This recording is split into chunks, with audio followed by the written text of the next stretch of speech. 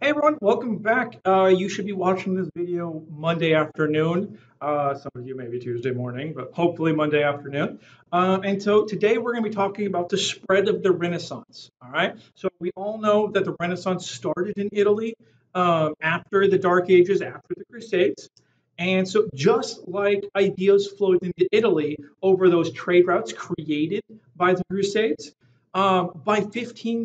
by 1450, the ideas of the Renaissance had flowed out of Italy and spread into Northern Europe. And we're especially talking about England, France, and Germany. There were other countries as well that saw Renaissance ideas come into their countries and affect them. But we're just going to talk about the big three because they're still around and most people know them. So it makes it easier to talk about. So again, just like Italy coming out of the Dark Ages, Northern Europe was starting to recover from the bubonic plague, the Black Plague, and the Hundred-Year War between France and England. All right, but unlike Italy, which had been a collection of city-states, remember, just small areas that big cities acted like their own countries. England and France were controlled by strong monarchs, a king or a queen. So they were a full country, okay, just like they are now. They were not divided into smaller bits, okay. And so because of this unification of the area, what actually happened is the ideas would make their way in and usually start at the highest levels. And so the royal court, which is like the important people and the people that the king or queen had into the palace during parties and things like that, the royal court played a very large role in introducing the Renaissance to the rest of Europe. Okay, so and along with helping to introduce the new ideas, the monarchs would also be patrons, just like in Italy. They would sponsor the artists, the writers, all those sorts of types of things. Okay?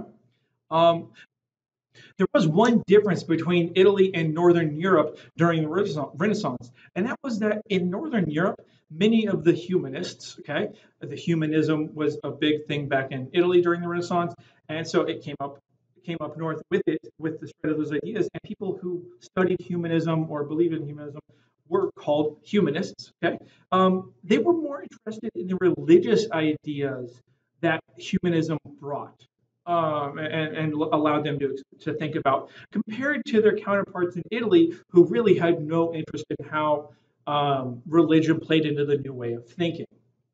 Okay, and so this interest in religious ideas actually led to social reforms based on Christian values rather than just based on new ways of thinking. Okay, so Renaissance artists fled Italy in the 1490s due to a war, and so they started taking their ideas north. There were famous painters from Germany, some of the most famous for producing lifelike portraits and landscapes.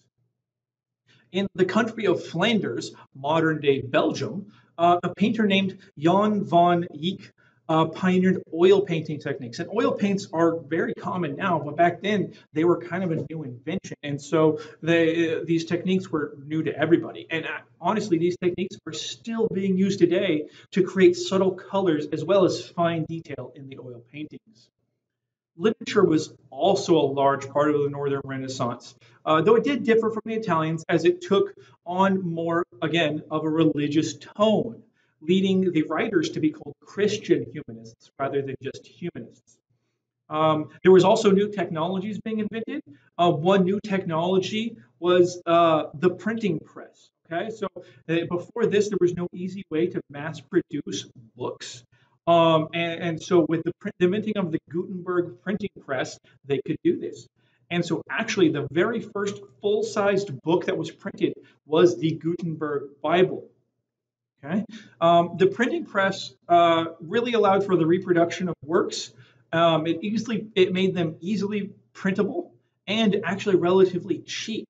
So again, before this, if you wanted to recreate a book, it literally somebody had to sit down with the book and then another blank book or pieces of paper and hand write and hand draw all of the stuff in the book. So it was not easy to do.